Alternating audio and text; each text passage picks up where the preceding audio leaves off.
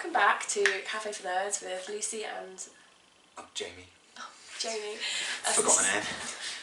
So this is a Spider-Man Far From Home review, because we went and saw it the day it came out to like the general public on Tuesday, 2nd of July.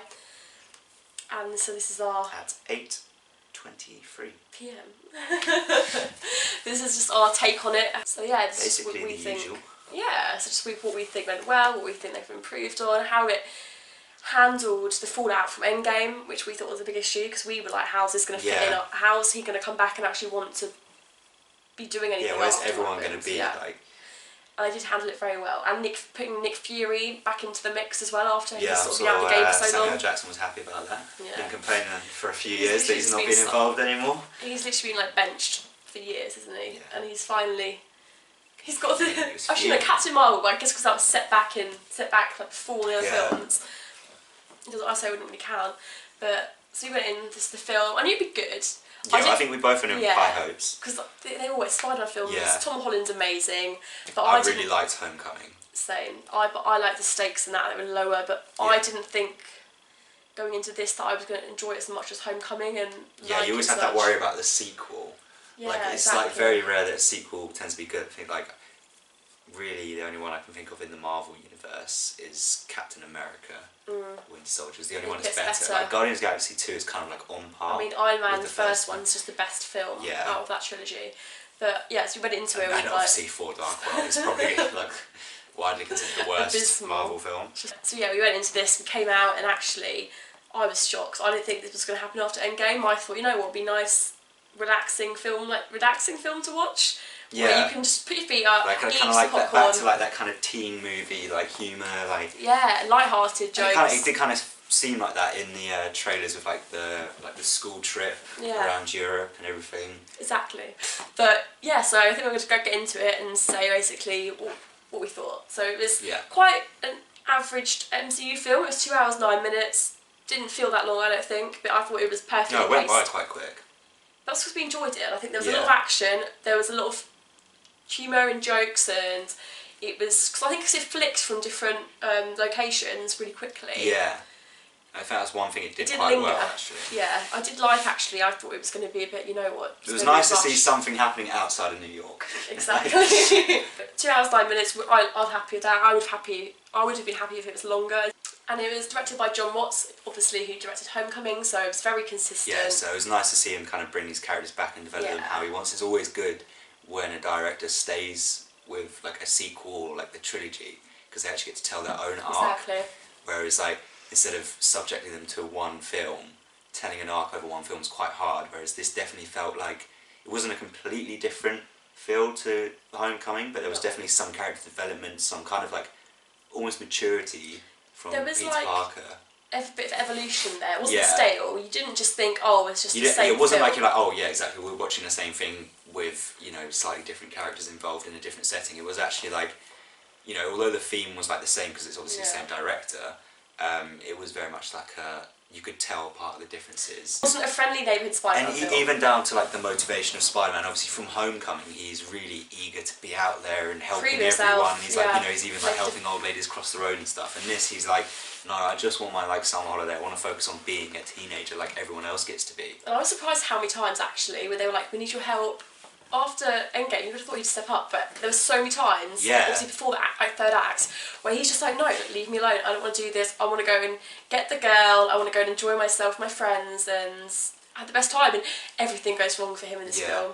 Like everything's, but Nick Fury's against him, obviously, he's working against him to get him in all the right places, and it's kind of like, it's very funny. There's this kind of like humour that you get from like teen films quite a lot, where like they're trying to get to this goal, you know, whenever there's like a party film, they're trying to get to this like one goal, and all these obstacles keep coming up, and it's kind of like Nick Fury is that obstacle. Yeah. It's quite funny, like they keep like the running joke is that their school trip keeps getting like upgraded to the next class, so they get like a coach somewhere, and then the country they're going to changes. It's like literally. They stay in these fancy hotels and stuff. So the teacher keeps coming up going, yeah, we got offered tickets. Like, what is going on? And then like obviously like Ned is in on it, and Ned's kind of like running along with it, like this is great, like. And it's quite a funny little running joke throughout the film. Right. And they get this private coach for the ride of Dimitri, who literally they're trying to tap to him, and he's just stood there like, why am I like taxiing school kids around? Babysitting. I work for Nick Fury. Like, why am I doing this? Yeah, he pulled the short straw on that one. It was very good, and the dynamic was very good at all. And that's why it's had such a good reception. I mean, it's got 92% of Rotten Tomatoes. Yeah, it's smashed out the park. 92% of Rotten Tomatoes. Like, so I know it's only obviously opening weekend, that could vary, could go down, could even go up. Yeah. But it's looking like one of the best rated Marvel films so far. Exactly, up there with Homecoming. It's not dropped. It's on the same level. I think a little bit above maybe, but yeah, and it's got 8.2 as well on IMDb, and we know IMDb are quite harsh. They're pretty solid on their reviews. They're quite reliable. I mean, Rotten Tomatoes. That's. Yeah, you always take that with a pinch of salt. I don't really think they have a very good algorithm for that, but yeah. But so the reception was really good. They've made, how much did you say they've made in that opening weekend? It's something like 164 million already, and it's been out in Britain since Tuesday. And that's already beaten their budget, so they've made a profit already. And obviously, when we went, it was fairly quiet. We went opening night. Yeah, I was surprised at how quiet it was actually. Yeah. I was very surprised, but I think... Well, we go to quite a small cinema, it's quite quiet. Like, in England especially, cinemas are dying out a bit. I think it's different to America. Here, people stream them or watch them, I don't know, other ways. They don't go to cinema, they wait for it to come out on like Netflix or Now TV. But we just love going to cinema. You get the screen, you get the surround sound, it's... Popcorn. And watching these sort of action films on a big screen, yeah, can't beat it's it. always nice, like that first time you watch a film, I feel like it should be on a big screen. So so we said it's done very well at the box office so far, and I guess it's up against Toy Story, which I think maybe that's why it's been a bit quieter, because obviously kids would lean towards this film. Yeah. But they're all going to Toy Story, which we've seen as well, and I think it's also a bit like, I think people still kind of, they've had their kind of Marvel hype from Endgame, especially after the re-release of Endgame. Yeah. I don't think people realise this is part of the MCU. I think they just think it's another Spider-Man film. Yeah. Actually, if you watch Endgame, you need to watch this because it deals with Tony Stark. It deals with him not being around anymore. Yeah. There's like everything he's left behind. There's kind of like a quick catch-up, like a previously on kind of moment. So it opens with it opens with Whitney Houston singing like, obviously I Will Always Love You, with like a montage of all the characters who died. And I was going, what was going on? Like, this is a really weird way to open the film, like, but it was... It turns out to be their school news report thing. So, it was quite a good way of doing it. And they explained to just like quickly get everyone into like, oh yeah, this is after Endgame. It's a very good way of putting that exposition in there because it was meant to be exposition. Yeah, and the snap has been titled The Blip. Which I like. Which, it kind of makes sense because obviously no one really knows that Thanos snapped his fingers, so the blip kind of makes like everyone blipped out. I did laugh out loud when you see that scene of them in like the gymnasium and you've got like the marching band who half of them disappear, and then 5 years in the future there's a basketball game going on and this band's blip back. Hulk snapped his fingers. And everyone just like runs into, they're just stood in the middle of the basketball game. Yeah, Mysterio was cast for Jake Gyllenhaal, Jake Gyllenhaal is one of my favourite actors. But also we've both seen his previous work. He has such a variety. We got Velvet, Buzzsaw, you got Nightcrawler, and both of those he plays absolute psychopaths, like fucking psychopaths, and just creeps you out. So going into this, you're like, well, he's been in these indie films, how is he going to fit into Marvel? It's quite a weird step for him, because he's not really been in something like this. I think the last thing like this he did was Prince of Persia, like back in, God knows, when was that? Like 2000 and something? Yeah. And that wasn't a very big success, but that was kind of like his last big... like Hollywood kind of... It wasn't really part of a franchise, you got big shoes to fill with this. Yeah, so you can tell from the press tours though, when they promoted the film, that there was a connection between Tom Holland and Jake Gyllenhaal, and they got along and actually he's like said multiple times that there's actually like become like a friendship, which is really nice to see. Which is what you need, like, you can tell when you watch it that actually they enjoyed filming it and they relished it. I think we will start seeing these more kind of unusual people you would expect to see in the Marvel Universe, because you're getting all these good reviews about the actors who have worked with them and loved it. Even if it's just like the one-off film, you still get all these actors who have been like one highlight of my career almost. So overall, that side of it, there's not been any negative press really about it. I mean, I wouldn't have anything major to knock about it at all. No. So I think that sums that up roughly. About we went in with good expectations, but we came out very impressed. Yeah. Yeah, we were saying before we went in, we don't know how they're going to pull this off after Endgame.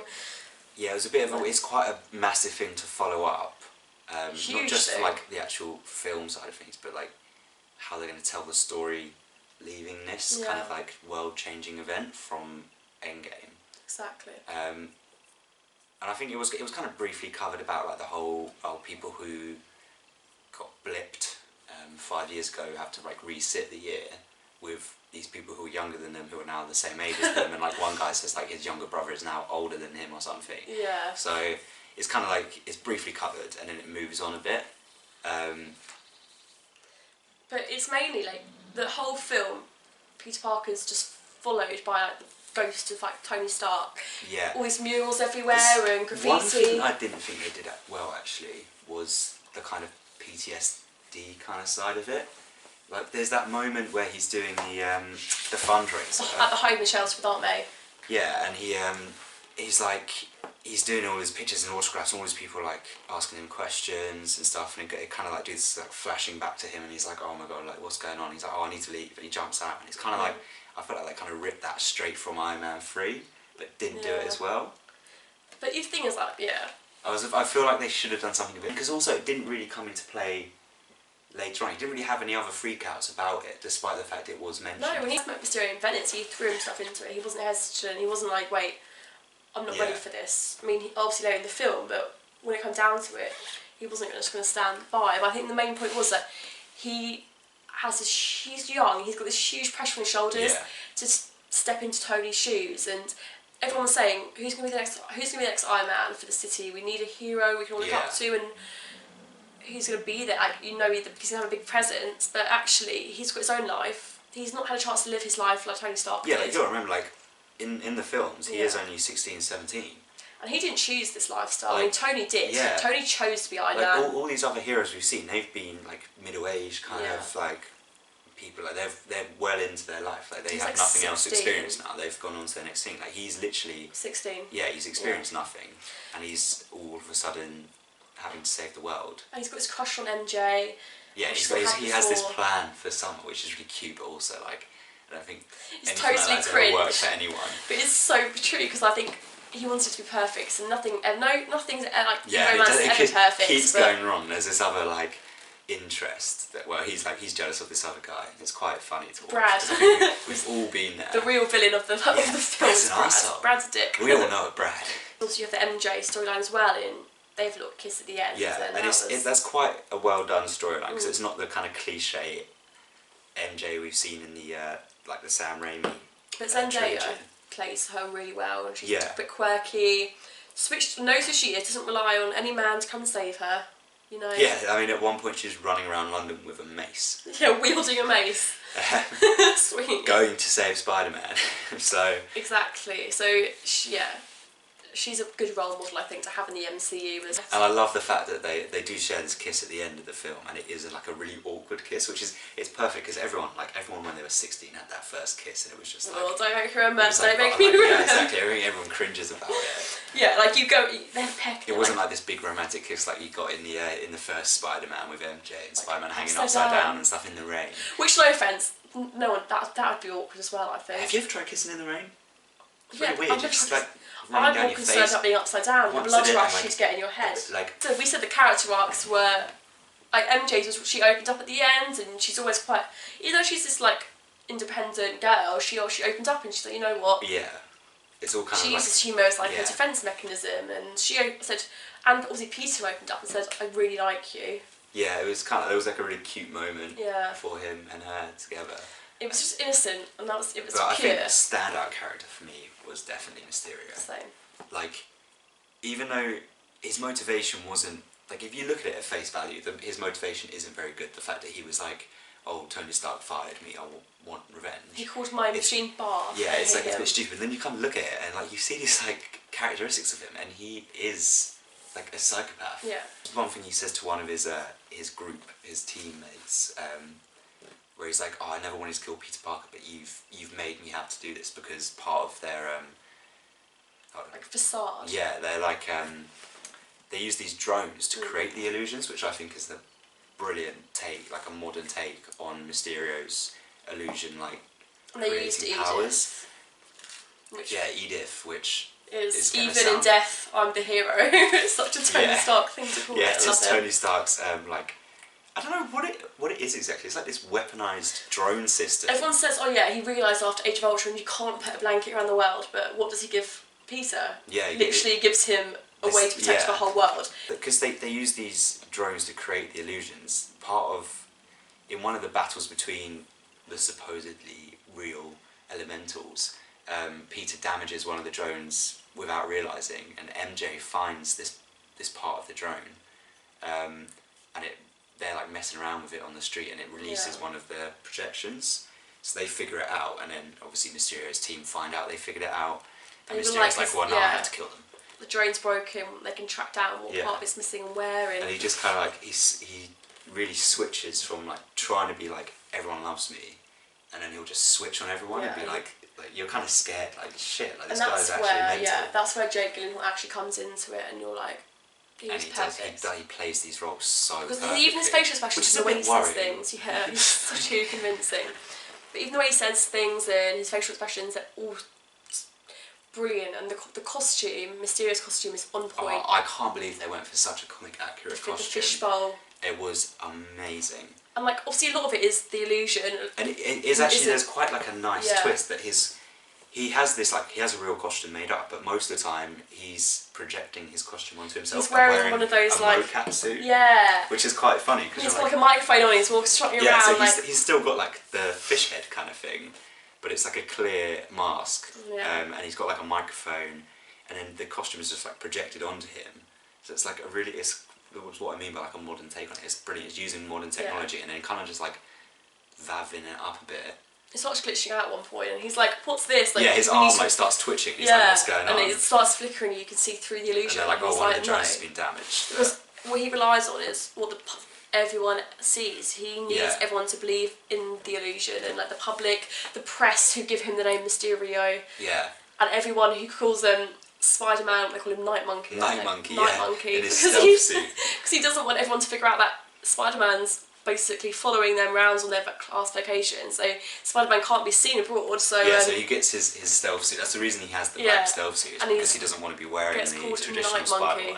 Yeah, and then there's a funny moment where Ned and Betty, who have a short-lived relationship, are out. Love story for a generation. Yeah, and they see Spider-Man in his stealth suit, and Betty's kind of like, "Isn't that Spider-Man?" And then Ned's just like, "No, it's. I was reading about him the other day. It's Night Monkey." And that kind of sticks, and then like the news start reporting on it and stuff. But it's really good. It's that's what I mean. There's like these loads of like little jokes that just still are funny even after seeing it. So exactly. Like 3 days ago.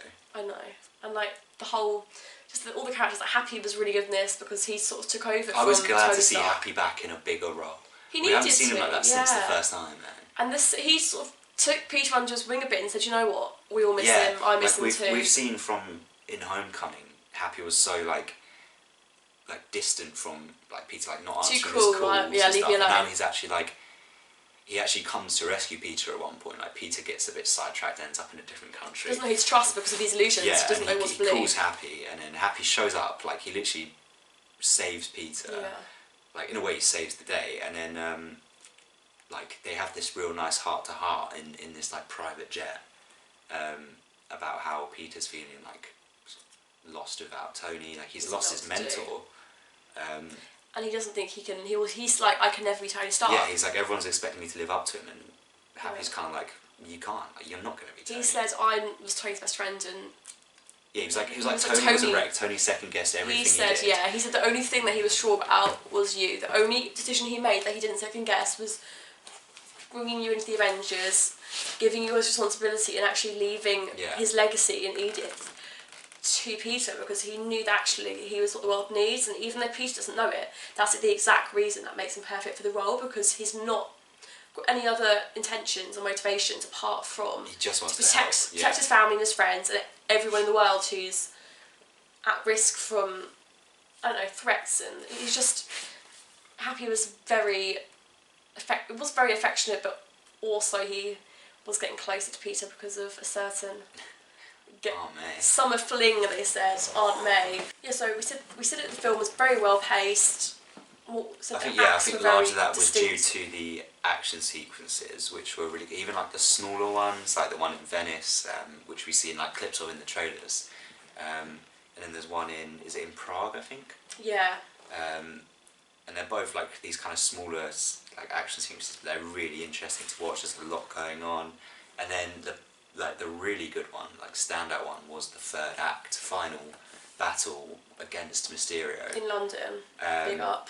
And yeah, represents. And it was done really well. And the Peter Tingle, as it's been named, his spider sense has been renamed. He's actually, they've mentioned it now, because the last 5 films, they haven't really mentioned it at all. And that's been a big thing from the fans. Everyone's like, where's his spider sense? It's kind of like explain that he doesn't just have it, he needs to really focus on it. He doesn't believe in it, I don't think, at the moment. Yeah. And he needs to believe in it, and then we know it will come. And we know Tom Holland's here. Because there was like a lot going on in his mind. He's been so distracted by everything. Like he's just been trying to like cancel everything out. Yeah, we said Tom Holland is here for the foreseeable future, so they're going to develop it more. And I'm sure that becomes with maturity. It was kind of like that moment in the original Karate Kid where Daniel-san, he's got his broken leg and he does it. He's like standing there hopping about. And he does like the little kick and he wins. It was kind of like one of those moments where like Peter's like up against these odds which like he has like no chance of it. He's like literally standing in his hallway and there's like 50 drones with like guns and stuff just pointing at him. And he can't, and then Mysterio turns on his illusion and it just goes black. He can't see, but he has to trust and he's just himself. like, oh, come on. And that's in this way he says Clara and you're like, yes. And it's so good. It's so. And the one thing I do love about how Marvel have done Spider-Man is like, he's perfect, like how he like web swings and moves, and it's like literally that's how Spider-Man moves. He's acrobatic. He's not like a fighter. And I also think that's partly because Tom Holland does most of his own stunts because he comes from a dance background. Yeah, he's like very much like gymnastics background. Kind of. But yeah, we were also saying that it's very comic accurate. And it was refreshing to see actually that Mysterio is the only Spider-Man villain that actually, when Spider-Man gets close to him, he can take him down with like a click of his fingers because Mysterio's not a fighter. He's got no sort of actual physics, he has no enhanced suit or anything like that. He's got no sort of like skill sets in combat or anything. He's just a massive. He's like a master. Exactly. So it was very different. It was so captivating watching the final like set piece and the final action sequence. How Spidey was fighting and trying to get close to him when it seemed like. Yeah, it was one of the things where he didn't know where he was. He didn't know. Yeah, exactly. It wasn't and just use his wits rather than his brute force. It wasn't that sort of fist fight that we've seen in every other MCU movie where it's literally the person. I think what I love. Homecoming, Vulture had very similar capabilities to Spider-Man because he had the wings and he could fly, and so they were very similar, like very well matched. This is the only MCU film I think where the villains have been and the hero have been opposites. This is what I really love, because obviously Marvel have been kind of criticised for their trait of having the villain being like the carbon copy of the hero. The Spider-Man films are doing this really well, because even though Vulture kind of held his own a bit more like physically with Spider-Man, he was still kind of like, it was very different. And that's another thing I love about what these Spider-Man films are doing, is that we're seeing these villains that, are kind of largely regarded as pretty lame comic book villains. Mysterio, a guy with a fishbowl on his head, and it fucking works. Which you said like, oh, they're actually doing that. You're like, oh no, like I did when it first came out that he was going to be the villain. I was like, how are they going to do this well? And it actually is one of my favourite villains. And at first, so far. I was a bit upset that the Elementals weren't real and they weren't actually bringing them into the film and they were illusions. But I don't mind that the Elementals were they weren't the main villain. It shows off big deal. Mysterio's genius that he creates these villains that no one can fight because they're elements team, that his team helps him create it. Yeah. So it's amazing that he's like, I'm the only person who can fight. So obviously no one's going to realise they're illusions because everyone's going to be like, we're not going to touch them. And the whole way he's like, you don't realise at the beginning of the film when they first meet in Venice, and he's like, stay out of this kid, you don't want to get involved, like don't come near them. And you think actually he's been like, you don't want to hurt yourself, stay away. But it's because if Spidey tried to if he tried to, he'd just go straight through because they're not there.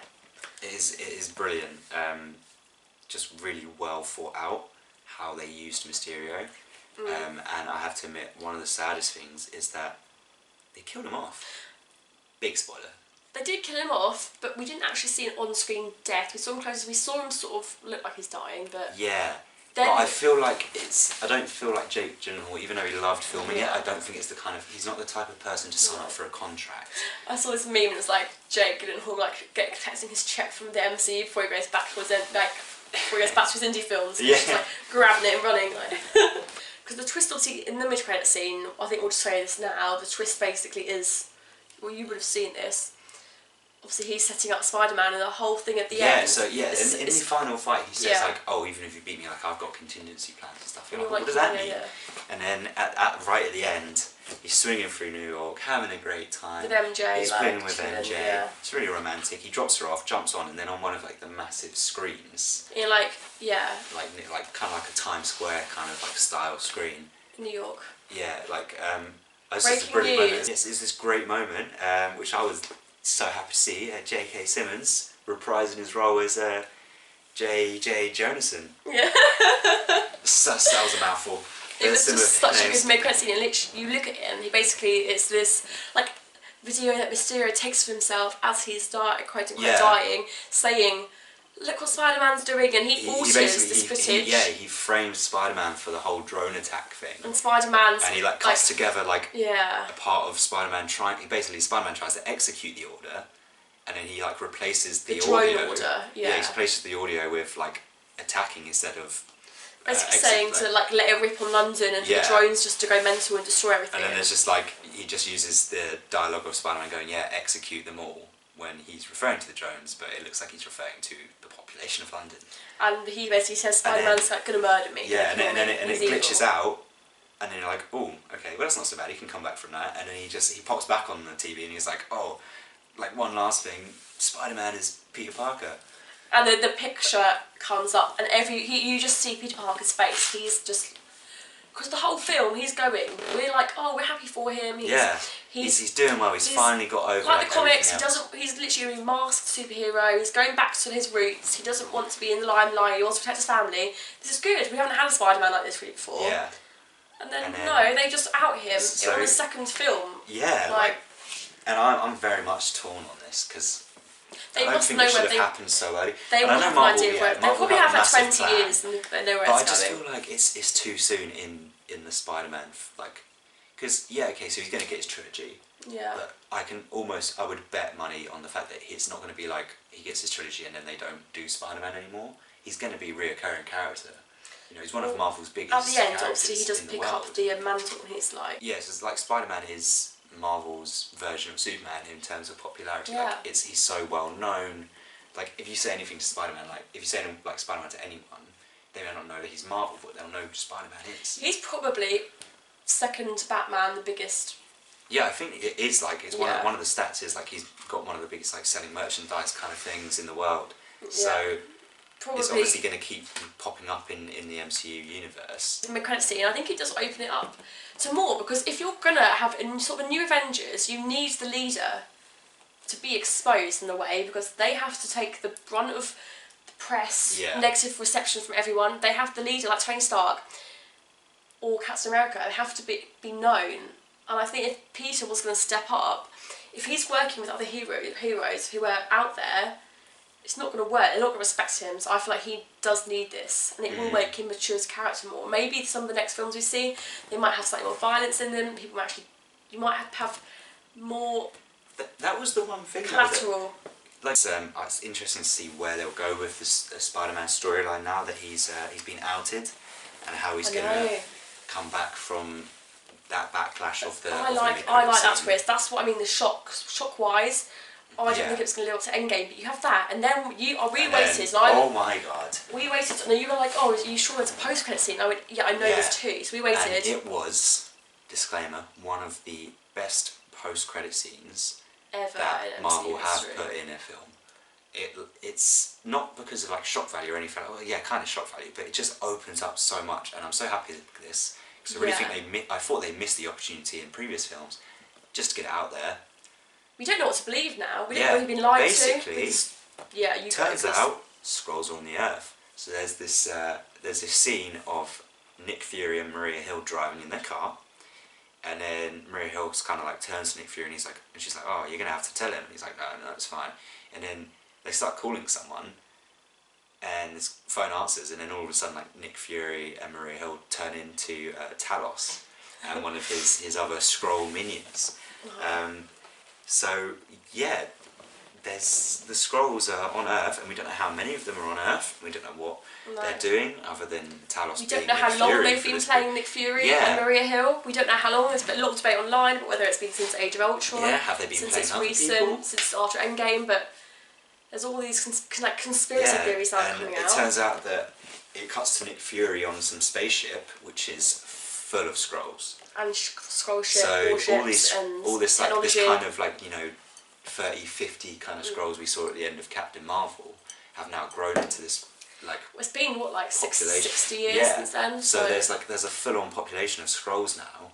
So this opens up like the Secret Wars. Like, is there going to be an invasion? Like, is there going to be like an insurgent group of Skrulls that turn bad? Are they actually going to be bad guys and do the Secret Invasion? We don't know, but they better be. But I love seeing Talos again because we did really like him. Yeah, he's quite funny.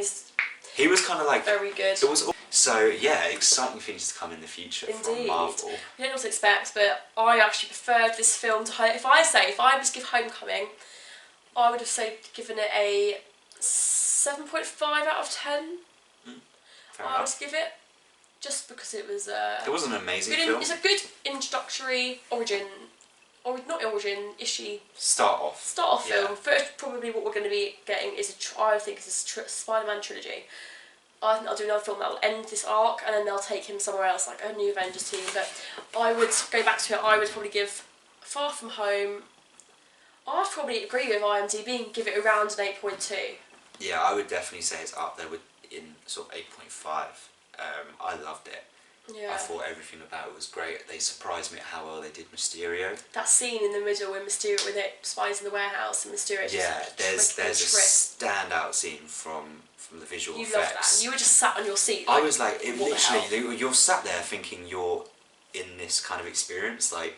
It's like so virtual reality sort of thing. It makes no sense. In any other film, it would have been so weird. It was almost like that Doctor Strange moment where he goes flying through the multiverse and the dimensions and stuff. It was like Spider-Man's running through this hall and he keeps like running into walls. It's like being in like one of those mirror mazes. Oh yeah, he's running into walls. He's punching walls. He's hurting himself, and then it's like just amazing. Mysterio's just messing with his mind completely. Having fun. And you almost like, and then. I was actually tricked because there's that scene where Nick Fury shoots Mysterio in the back, and you're like, oh, thank God, and I'm like, wait, what's going to happen now? And he's like, who did you tell about this? Like, and then Peter's like, Mysterio turns off the illusion. He's like, Peter, you're so naive. Yeah, and then he gets hit by a train, and you're like, what the fuck? I felt that as well. Definitely. I think I'll probably watch this again as soon as I can. Oh, yeah, no, same. It continues to surprise you and to throw new ideas out there, new concepts. And you know what? I'm so excited. I don't think we'll be getting the next Spidey film for probably 3. I reckon they'll just probably do another 2 years because of how successful it's been. I reckon it'll be a year or 2 years. I reckon it'll be 2 years because I don't think they want to wait 3 because. I think it might be less than 2 because there's no other big events going on. But this was we were very happy. Yeah, I was very much delighted with this film. Phase 3 is now tied up with a bow. It's complete, yeah. But there's lots to come, so. Stay tuned. Stay tuned indeed. We'll be back with some more videos soon. We've got some other stuff to get sorted, but yeah, thumbs up for Spider-Man. So. Definitely. Thank you for watching, and we will see you soon. Ciao. Bye.